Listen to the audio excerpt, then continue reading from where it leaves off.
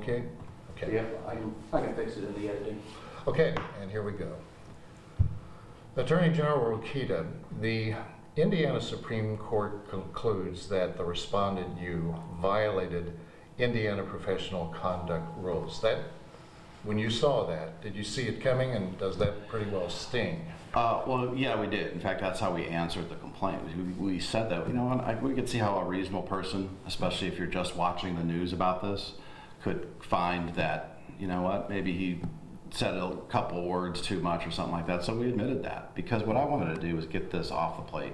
You know, I could have fought over what has become 16 words. And that's what we're talking about here. I didn't grope anybody. I didn't steal anybody's money or anything like that. We're talking about 16 words I said during a media firestorm, and proving my point and my explanation could have cost the taxpayers $1 million.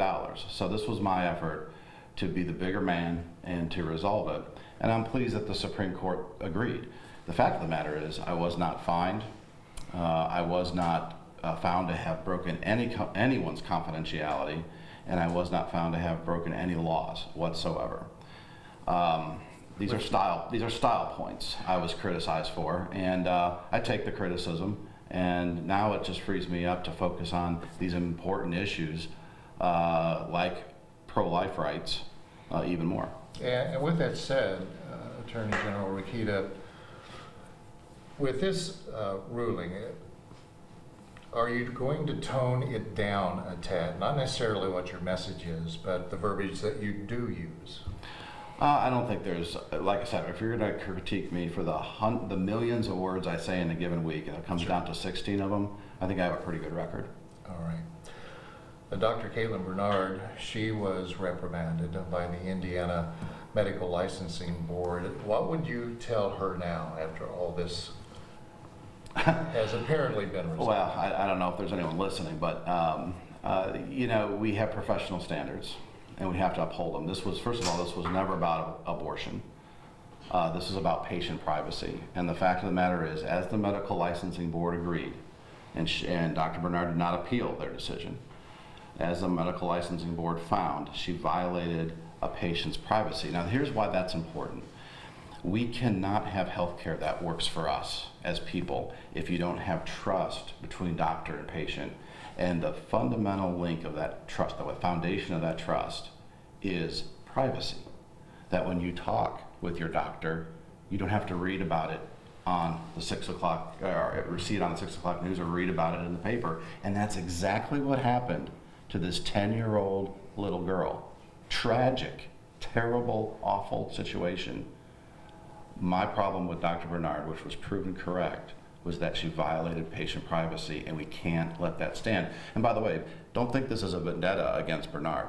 Right now, as I speak with you, we have about 25 patient privacy violation cases. So this is something my office routinely does. And the perception, though, and then we'll move on. The Okay. perception of this was that it was a 10-year-old child. Yeah, well, that's the reality.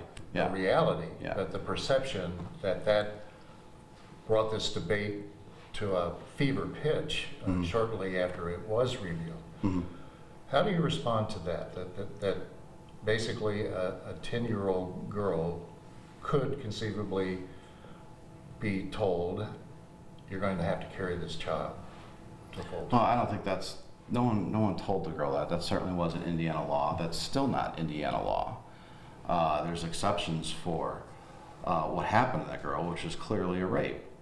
So what happened here was the media, you all, bid on a story from an ideological doctor bent on promoting abortion.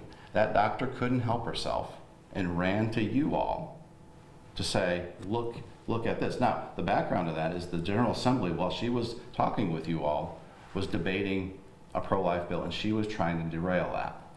And that's not the first time she's tried to affect legislation. She's been in the State House with a white coat on, trying to affect legislation. She's the plaintiff until recently in a lawsuit trying to derail Indiana law. She's an abortion activist, like I said. There was nothing wrong. There was wrong or right. There was nothing not factual with what I said. But this all started in Ohio, and this girl apparently. She's from Ohio. From Yeah. Ohio. Yeah. And that's why she came to Well, Indiana. I'm not here to, I can't comment on Ohio law. I'm not even sure what their law is. But certainly when whether it's a citizen or any person crosses the line to Indiana, that becomes my jurisdiction. The border issue. Yeah. And the impact it is having on the Hoosier State. We have mentioned this is the crossroads of America, and we have an interstate highway that is finally being built between Evansville Yeah. and Indianapolis and close to being completed.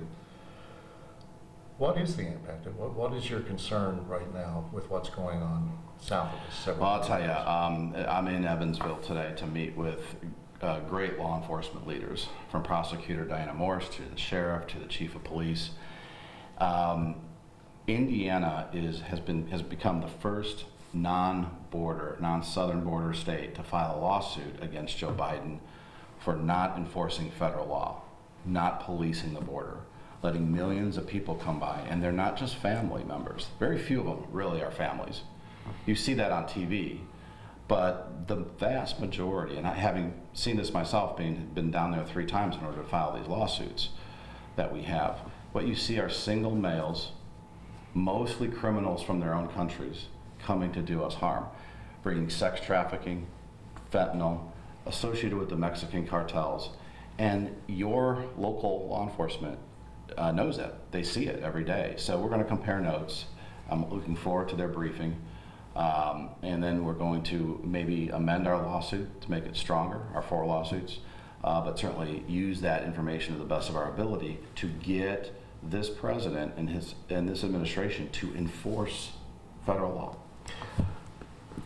So what would you like to see as far as, I mean, there's been the debate over the wall. There's been debate on exactly how the law is being enforced, and that's the reason for your legal challenge on this to the administration.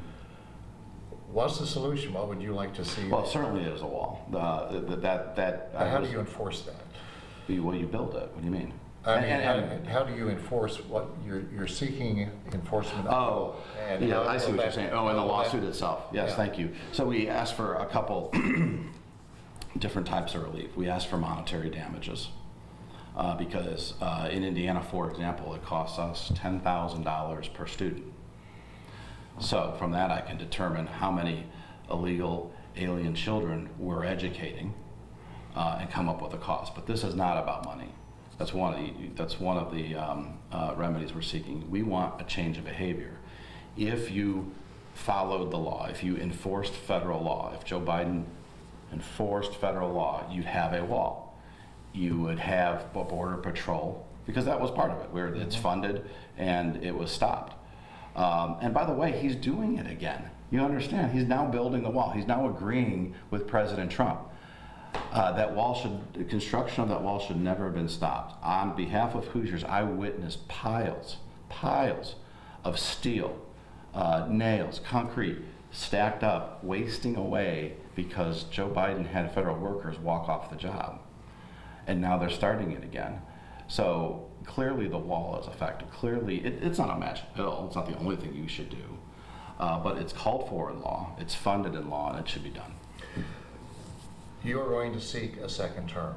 And Yeah. you have been in, obviously, legal battles involving the Bernard case and now And a lot of challenge, the challenge to the Biden administration on the border wall. Do you see, if you win a second term as Attorney General, how many battles do you foresee in the next 4 years? I mean, it seems like there's something all the time. Well, I'm honored to be able to seek re-election, number one. I'm thankful that the people of Indiana had elected me the first time in the largest number in Indiana history for any statewide office.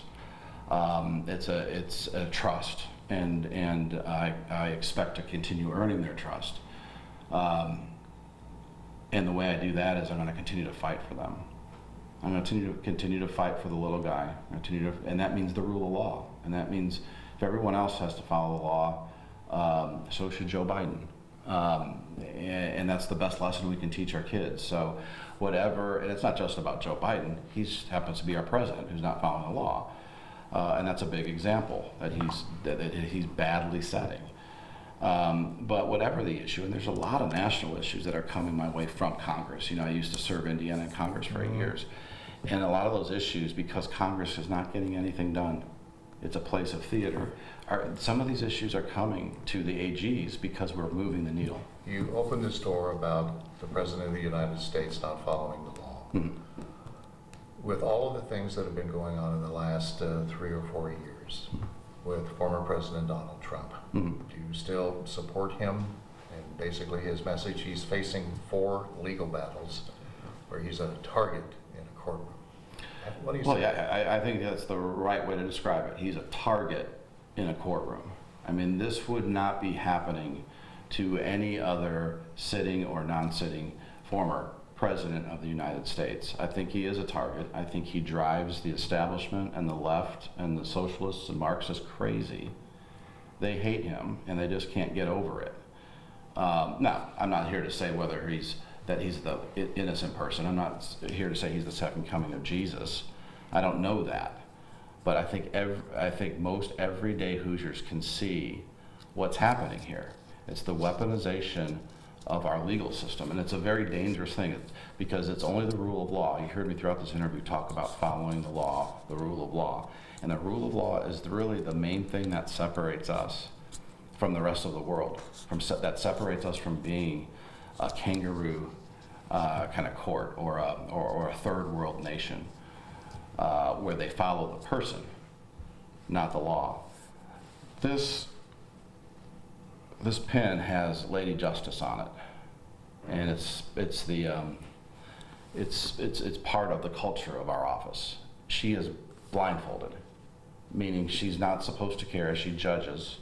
She's not supposed to care how old or young you are, if you're black or you're white, or if you're a man or a woman, or anything else. And we need to make sure we always follow that blind justice and not put the thumb on the scale one way or the other because we like or dislike somebody. All righty. Thank you. Okay, thank you. That'll give us plenty. This may, I've got to check our timing.